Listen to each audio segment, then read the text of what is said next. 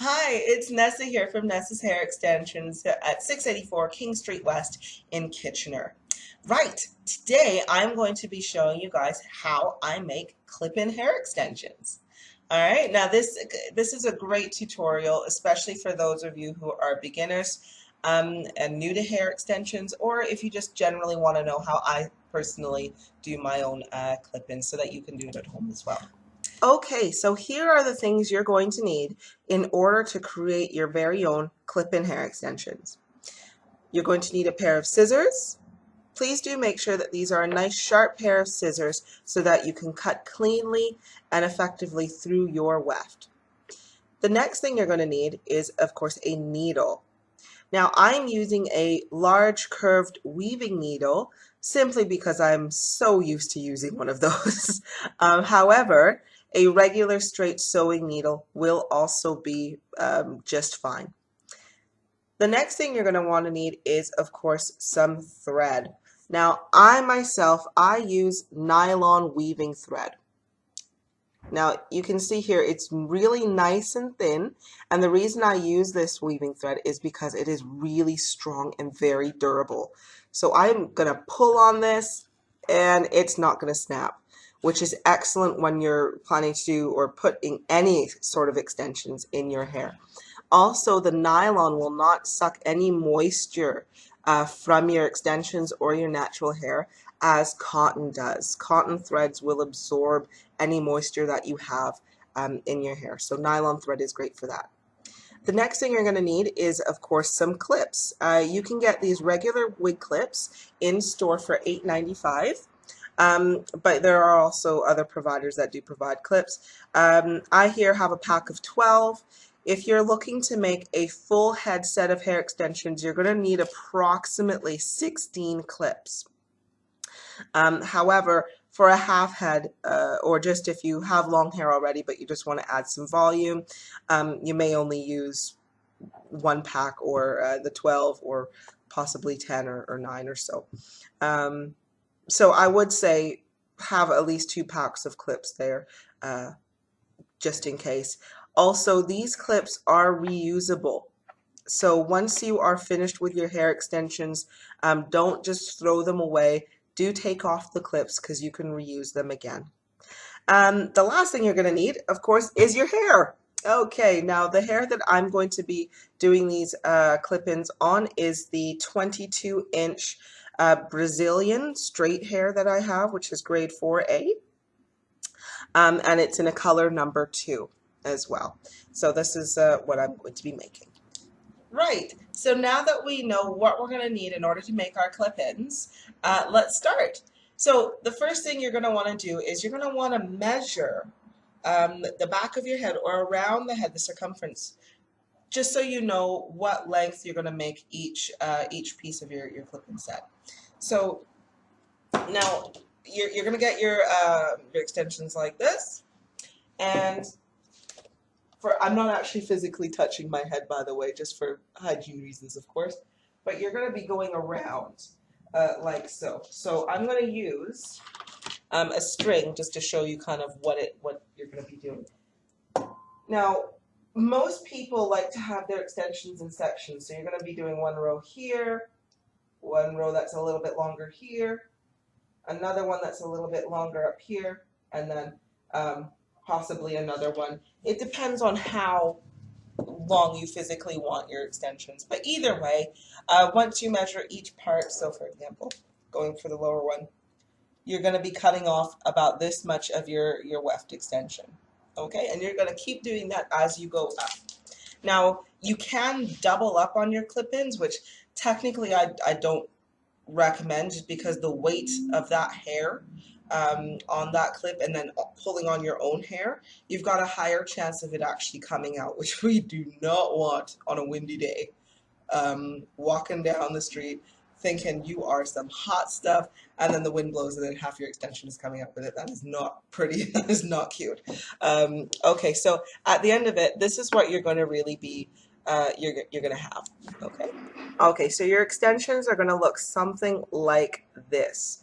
I've got these pre-cut, so I've got 2 small clips for the sides. I have about 4 5-inch clips, or 5-inch, sorry, three 5-inch pieces, and then a 7-inch, and then we've got a long 10-inch at the back as well. So this is basically what it's going to look like.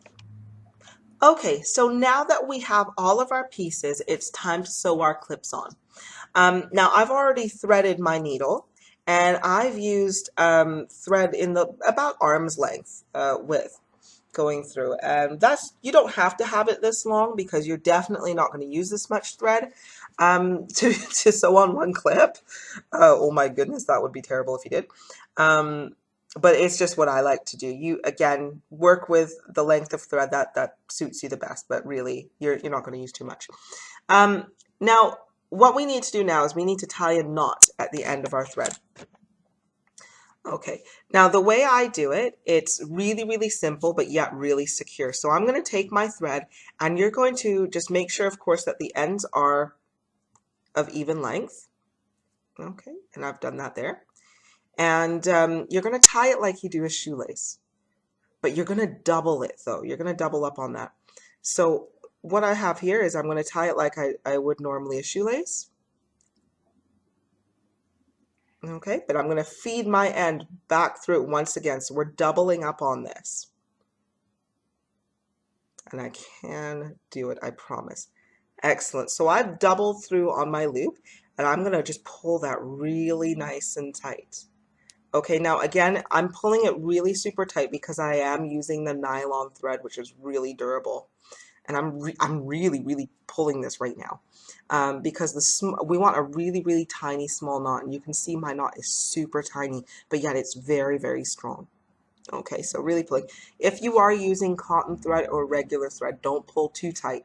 You want to make sure it's secure, but if you pull too tight on regular sewing thread or cotton thread, it is just going to snap, so we don't want that. Now what we're going to do now is we're going to trim off the excess thread at the end. And you're going to leave about a 1 to 2 millimeter tail at the end of it, so not very much at all. Now once you have that, we are going to again make sure it's extra secure. So we're going to split that thread and we are going to pull. Again, we're doing this to make sure the knot is super, super secure and that's not going to come out. Right. And there you have your thread, or your knot. Okay. Now let's get on to actually sewing the clip onto the extension or the weft. Now I'm just using a single one piece here just for display purposes. Now with this clip that I have, you're going to see that we've got 6 holes in total, but 3 holes on each side. Okay, we are going to be using only the top holes. There's 3 holes there, but we only need the top holes because those are the only ones that are going to be able to fit on this weft. Okay, so just these top. Now, what we're going to do now is we're going to take our weft, okay, and we're just going to place our clip on there, making sure that it matches up nicely and that there's not too much weft or too little weft, but it fits nicely just on our one. Okay, now to start the weft, you're going to have to keep track with me here because it can get a little bit confusing, but don't worry, in time, practice makes perfect, and it's actually a lot easier than I'm probably explaining it. So we're going to start, I start from left and I go to right. So I start from left and I go to the right here. Now it's really simple. On each hole, you're going to be basically making 3 loops. However, before we start making a bunch of loops, we need to make sure that our anchor or our knot at the very beginning is really nice and secure to hold the clip in place. So what we're going to do is we're going to put our clip onto the needle, and then you're going to go into the very middle of the weft here. Okay, the reason why we want the middle is because the middle is going to offer the most resistance, and the more resistance you get when pushing your needle through, that means the more secure that this clip is going to be. So for example, if I push the needle through here and it's just going through, it means I'm really getting through the hair, which I don't want, because then that's going to, well, really my stitch is just going to fall out the hair as I brush it. If it's too, for example, at the top and it goes through too easily, it means you're getting really onto the weft itself and the stitch of the weft. And again, as you start brushing, that's going to loosen that stitch on the actual weft itself, causing it to become loose and wanting to come out. So that's why we want it right in the middle at the strongest point of the weft. So you're not really on the hair, it's not going to slide out, or you're not putting pressure on the actual the stitch in the weft. So we're going to just start, and I'm going to put that through. So you should get a bit of resistance on your needle, and that's how you know you've got the right one there. It's not too easy, and it's not too hard. Okay, so I've put my needle through, and I'm going to pull this.